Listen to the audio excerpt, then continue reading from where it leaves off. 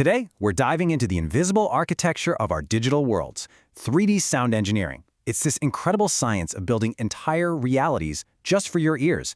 And believe me, it is completely changing how we experience movies, music, and especially games. Let's get into it. So, have you ever been playing a game and you just instinctively whip your head around because you swore you heard a footstep behind you?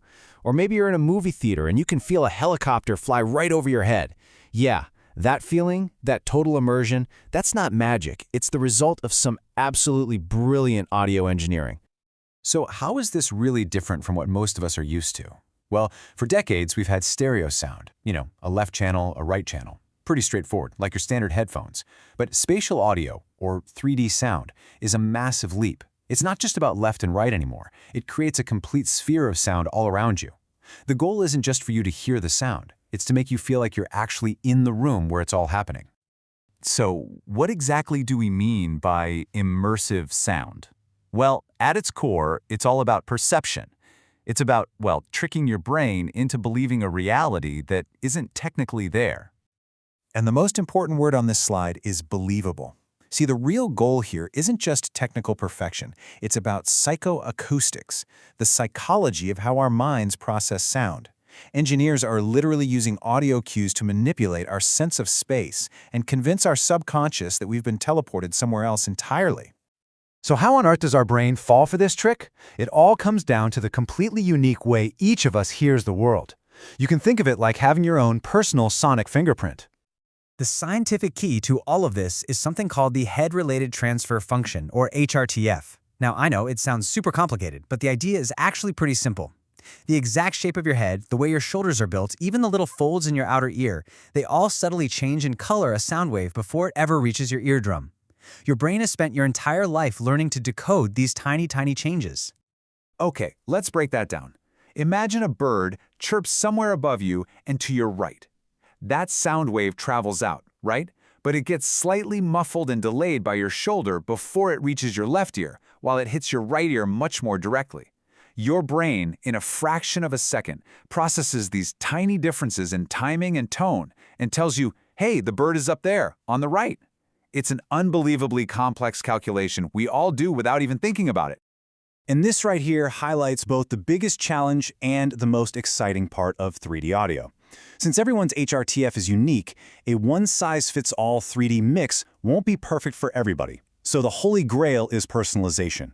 Tech companies are actually using machine learning and AI right now to create custom HRTF profiles, essentially mapping your unique hearing to build a soundscape that's tailor-made just for you. Okay, so now we get the science of how we hear in 3D. But how do engineers actually create these incredible 3D worlds? Let's talk about the tools of the trade. There are basically three main recipes for cooking up these soundscapes. First, you've got channel-based audio. This is your classic 7:1 surround sound from a home theater, where every sound is mixed for a specific speaker. Then there's scene-based audio. The best way to think of this is like a 360-degree audio photograph. It captures a full sphere of sound from one spot, perfect for VR. But the real game changer is object-based audio. With this, a sound isn't locked to a speaker. Nope. It's a free-floating object with coordinates that tells your device exactly where it should be in 3D space. And the most famous example of this object-based audio is, without a doubt, Dolby Atmos. If you've been to a decent movie theater in the last few years, you've heard it. It lets filmmakers place a sound, like a single raindrop or a whole ship, at a super precise point in the room, and your sound system figures out how to make it feel like it's right there. It's incredibly dynamic. Now, over in the world of video games, one of the key tools is Wwise. This is the engine that lets developers build truly interactive audio.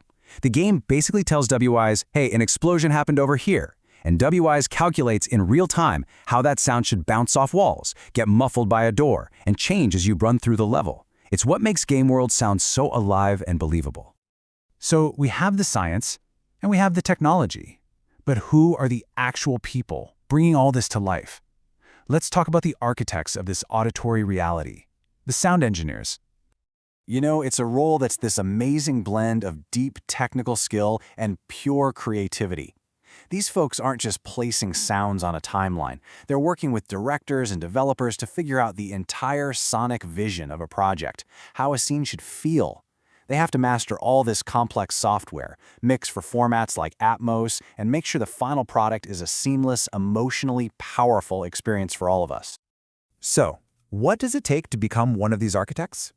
Well, a pretty common path starts with a specialized university degree in something like audio engineering. From there, it's all about mastering the tools of the trade, software like Pro Tools and Wwise. Getting certified in a specific format like Dolby Atmos is a huge resume booster. And all of that hard work could land you a gig at a top game studio or a post-production house in a creative hub like Berlin. All right, let's look ahead. This technology is moving at a wild pace, but there are still some major challenges to overcome and some really exciting new frontiers to explore. For this tech to truly go mainstream, the industry needs to solve a few key problems. Standardization is a big one, making sure an audio mix sounds just as incredible on a high-end home theater as it does on a simple pair of earbuds. Personalization at scale, well, that's that huge technical mountain we talked about with everyone's unique HRTFs. And finally, and this is really important, accessibility. Making sure these immersive experiences are designed to be inclusive for everyone.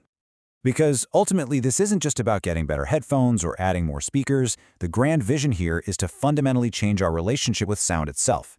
We're moving away from just passively listening and moving towards creating these fully interactive sonic realities that can adapt to us and our environment in real time. And that leaves us with a really fascinating question to chew on. As sound breaks free from the screen and actually starts to inhabit the physical space all around us, what new kinds of stories will we be able to tell? What new experiences can we create when we can literally paint with sound in 3 dimensions? The possibilities, well, they're pretty amazing to think about.